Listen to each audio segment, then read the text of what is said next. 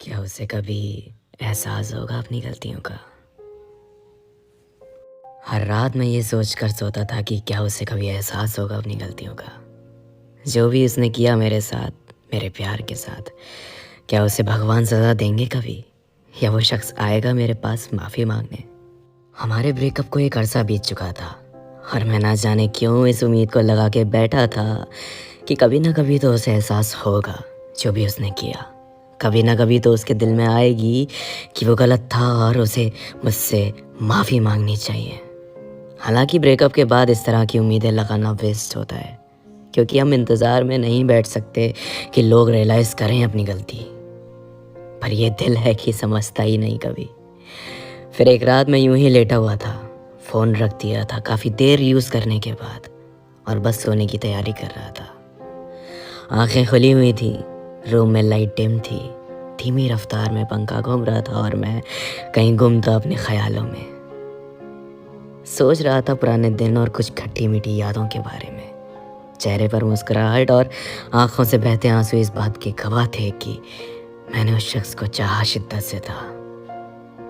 लम्हे गुजरते गए, आंखें धीमे धीमे बंद होने लगी। अचानक फ़ोन वाइब्रेट हुआ और मेरी आंखें झटके से खुल गईं। रात के करीब 3:30 बज रहे थे। मैंने सोचा इतनी रात कौन मैसेज कर सकता है। मुझे लगा किसी ग्रुप के मैसेज की नोटिफिकेशन होगी, पर जब फ़ोन उठा के देखा तो वो ग्रुप नहीं, किसी अननोन नंबर से मैसेज आया हुआ था। अवेक। मैंने खोल के देखा मैसेज तो कोई पिक्चर नहीं लगी हुई थी। वो मैसेज मैंने सीन किया, इससे पहले मैं रिप्लाई करता मेरे पास कॉल आ गई। मैंने कहा हेलो। वहाँ से आवाज़ आई, कैसे हो? ये आवाज़ सुन के मेरी नींद ही उड़ गई। मुझे समझ में नहीं आया कि मैं कैसे रिप्लाई करूं। इस आवाज़ को सुनते ही हज़ारों चीज़ें फ्लैश करने लगी दिमाग में।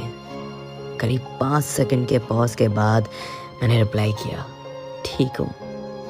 वहाँ से सवाल आया, पूछोगे नहीं मैं कैसी हूँ? मैंने कहा ज़रूरत नहीं है। न जाने क्यों आज पहली बार मेरा मन नहीं किया उसकी खैर खबर पूछने का। वो हमसे जुड़ा अतीत था या मेरी नाराज़गी, मुझे नहीं पता। उसने खुद ही बता दिया, ठीक नहीं हो। तुम्हारा ख्याल आया तो सोचा बात कर लो। मैंने मुस्कुराते हुए पूछा, दिल तोड़ के चला गया क्या? मैंने इतना क्या पूछा, वहाँ से रोने की आवाज़ें सुनाई देने लगी। वो 10 मिनट तक सिसक सिसक के रोती रही। शुरुआत में तो मैंने नहीं रोका, लेकिन जब बहुत देर हो गई तो मुझसे रहा नहीं गया और मैंने उसे संभाला। उसने शांत होने के बाद कहा, मुझे एहसास हो रहा है कि कैसा लगता है जब कोई आपके दिल को तोड़ के आपके जज्बातों को चकनाचूर करके जाता है और आपको ये प्रूव कर देता है कि वो कभी आपका था ही नहीं। कर्मा ने मेरे साथ वो किया जो मैंने तुम्हारे साथ किया।